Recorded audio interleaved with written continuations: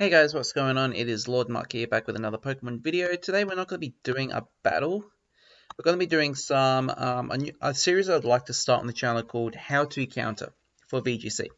So what this is going to do, I'm going to have a look at a few common leads and a few common strategies that are commonly used in VGC 2020. One of those being my least favorite of all, because I see it everywhere and I'm absolutely sick of it, but how can I deny that Game Freak is giving us Pokemon to use, and by god damn we're going to use those Pokemon, but we need to know how to counter those Pokemon. We're going to do Tyranitar and Excadrill. Okay, why is this lead so common? It should be pretty obvious. Tyranitar makes the sand. Tyranitar is a very powerful, bulky Pokemon. Excadrill has Sand Rush to take advantage of that sand, and it is a very powerful Pokemon as well with good stabs. Both have good stabs. Both are offensive physical threats. One is bulky, one is fast, but they both do a lot of damage. Excadrill sometimes runs Life Orb instead of the Focus Sash here. Normally with a Focus Sash, it can at least take 2 hits and do more damage. Life Orb, sometimes if you just want to get more damage off the bat and you don't care about dying on your first turn. High Horsepower is sometimes going to be Earthquake. Unlikely because you're going to hit your teammate Tyranitar, which can sometimes be good because you activate weakness policy, which if your Tyranitar is hit by a super effective move, your attack and special attack is raised by 2 stages. Tyranitar itself normally has Rock Slide, Crunch, Superpower, and Protect. Superpower is normally the field move that can be Fire Punch sometimes, or maybe Dragon Dance, as I used to run on my own myself. That's just pretty much it. It is insanely common and for a good reason. It can be quite hard to stop on some unprepared teams. So let's take a look at what I have done to counter this lead, to counter the Tyranitar and Excadrill lead. Okay, so here's the first level 6. Rhyperior is number 1. Why Rhyperior? Yes, it is weak to ground, which Excadrill has. It has high horsepower or max ground, but Rhyperior can take it due to its ability Solid Rock. It has amazing defenses. It can take it quite well. Base 130 defense and base 115 HP. Max out the HP, it's all fine. Solid Rock reduces the damage taken by super effective attacks by 1.3%. No, sorry, it reduces super effective attack power by 30%, I think. And that's pretty good. And then it can trigger its own weakness policy, and then it can hit back with some powerful moves like Earthquake, which can hit them both. This can be a different slot if you like. If you don't want to hit your own teammate, it does learn high horsepower, or Drill Run as well if you want to increase your critical hit ratio. Me personally, I'm running Earthquake on mine just because I've got a few Pokemon with Flying or Levitate. Hammer Arm as well. Again, this could be Fire Punch if you want, but Hammer Arm's normally pretty good. As for fighting, it does get Superpower as well, which is stronger. I don't mind Hammer Arm. I'd rather not lower my attack and defense, but that's just me personally. But with all these sets I'm doing, they're just filler sets that I just come up with. They're just default. It's just the Pokemon in general we're talking about. But this set is normally pretty good. Takes advantage of weakness policy when it's hit by a ground attack from Excadrill, and then it can hit back twice as hard. It can actually take advantage of weakness policy more than Tyranitar itself because of its Solid Rock ability. Then we've got Runerigus, which is a bit of an interesting pick. It's not normally seen, which is fair enough. It's not the most common Pokemon in the world. It's got this ability Wandering Spirit, which means if it is attacked by a move that makes contact, it swaps that ability with the Pokemon that attacked it, which can sometimes be gimmicky, sometimes be good. So say if you're attacked by Excadrill, Excadrill will lose its Sand Rush, and then you get Wandering Spirit instead. So then you get Sand Rush in there. Now we have Will-O-Wisp is one of the main things to stop Tyranitar and Excadrill in general. They are both physical attackers. Will-O-Wisp will hurt them, and Runerigus has Colbur Berry, which reduces the damage from a super effective Dark type attack, such as Tyranitar's Crunch, and it cripples them tremendously. Trick Room, obviously this duo is quite fast. Reverse the speed, much easier problem. Nightshade is just a filler move to attack, really. It doesn't really get any good physical attack moves in all honesty. It does get Earthquake. But in terms of ghost moves that are physical, because Runerigus is a physical attacker, it really just gets Phantom Force, which is okay, Shadow Claw, which is kind of weak, given that its attack power is only base 95. In terms of ground attacks, Earthquake, Earth Power if you want to go special. Or Earthquake. Sand Tomb is gimmicky as well because it can trap them in there, but I'm just going Nightshade because it's consistent damage. Ally Switch is a filler move again. It's working well for me with the team that I'm planning to use, which I'm going to reveal to you guys in a upcoming video. But Body Press is another option as well. It does have high defense. So if you boost its special defense, it's normally fine. But 165 is good to go off as well. But say, for example, with Runerigus, you go max defense instead, and you're hitting it with 216 base power. Because Body Press, if you're not sure how it works, uses defense instead of attack in damage calculation. So it's pretty good. Cofagrigus is another option as well. Runerigus does get that resistance to rock, which is nice, but it does add your team an extra weakness to ice, grass, and water. So it's personal preference, really. Cofagrigus is more of a special attacker as well. Then we've got Scrafty. This should be fairly obvious. Intimidate, and it's a fighting attack, and it's fighting. This generation gets close combat as well, which is really good. These moves are just filler as well. Foul Play, Ice Punch. This can be Crutch if you want. This can be Snarl or literally anything else. Does get knockoff, but Intimidate, you lower their attack. So if they see Scrafty on your team, they're normally not going to lead Tyranitar and Excadrill in the first place anyway. The main point of this duo is to do damage quickly and swiftly. Excadrill is normally going to be Dynamax as well. But Scrafty, Intimidate, and it gets Fake Out. You normally Fake Out the Tyranitar, then for one turn you only have to worry about the Excadrill instead. But having Intimidate and Scrafty being super bulky as well is a really good thing. Close Combat is going to deal 4 times damage to Tyranitar. Just be careful, you don't really want to activate Weakness Policy.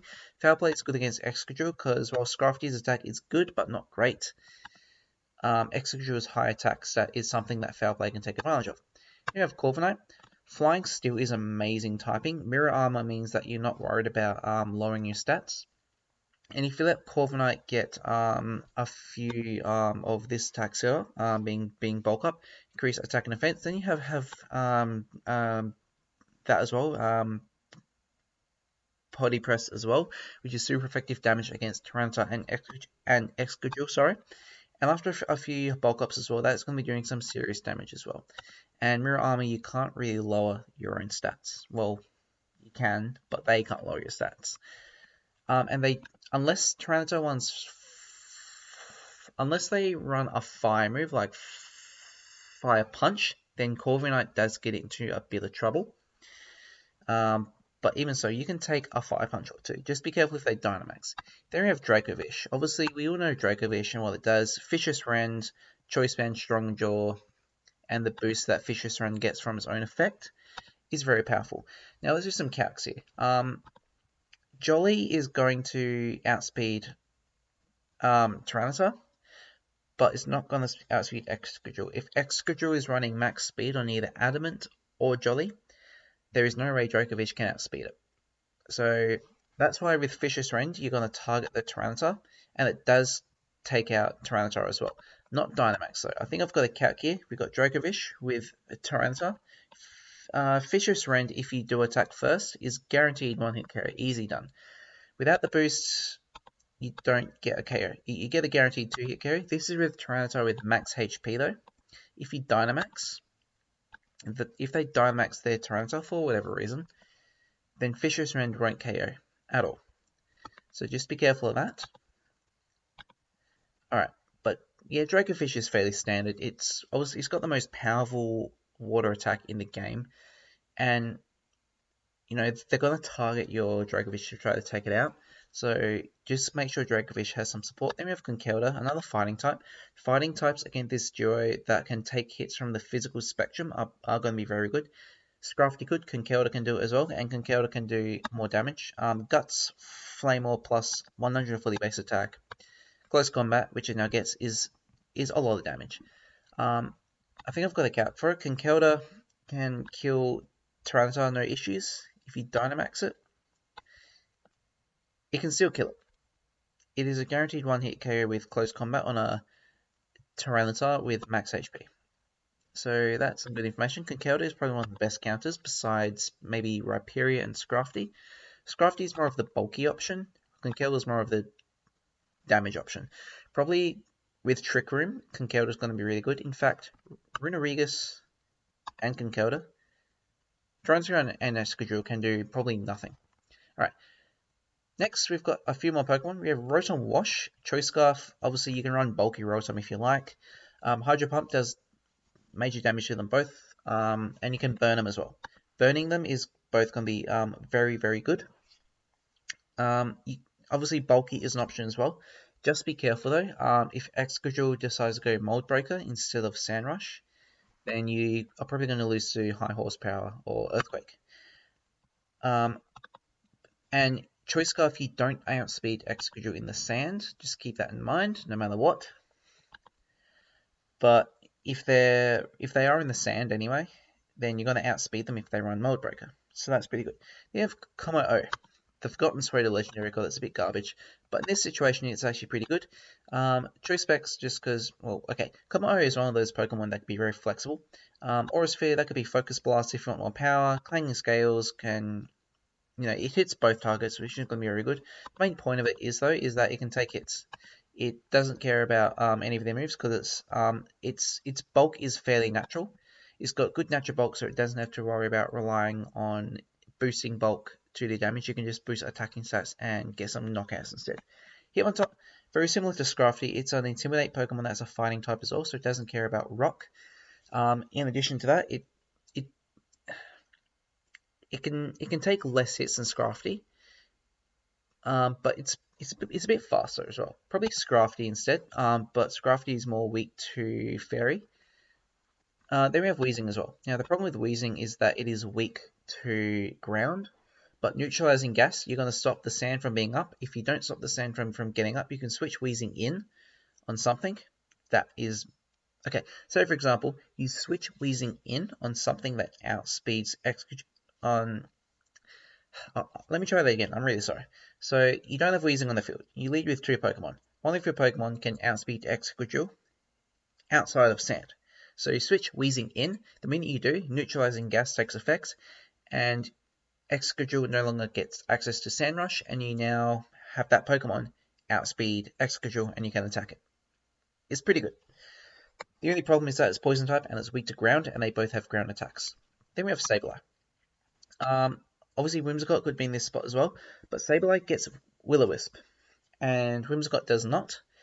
Fake Out and Encore as well. Both things that Whimsicott get. Trick as well. Another option is, instead of Trick and Eyeball, you could run this move. Quash. This move forces whatever target you target to move last, whether it be Excadrill or not. Being Prankster, you always move first, so you could target Excadrill, force it to move last, and then you don't have to worry about being outsped and killed. Then you can attack first. Obviously, you have Prankster Will-O-Wisp as well, which is really good. Prankster Will-O-Wisp is... Let's just check something, actually. Let's go Prankster. And let's go Will-O-Wisp. Okay, Sableye is the Pokemon in the game with Prankster Will-O-Wisp. Prankster Will-O-Wisp. So that's something that's really helpful. So I'd advise that, actually. So hopefully that gives you guys a bit more of an insight to counter Excadrill Tyranitar. Next, I'm probably going to be looking at Lucario Whimsicott, or Whimsicott with beat up against any justified Pokemon in general, but Lucario seems to be one of the most common ones. Comment below if you want me to cover any other common leads. It could be like Braviary Grimmsnarl, or Colossal Weavile is a good one. Hatterini Indeedee is another good one too. Just let me know, guys, and I'll do it for you. You are my people, and I'm here to please. So hopefully that gives you a bit of an idea on how to counter these annoying Pokemon. Please like, subscribe, comment below on what you would like to see next, and I will see you all next time, and take care of yourself.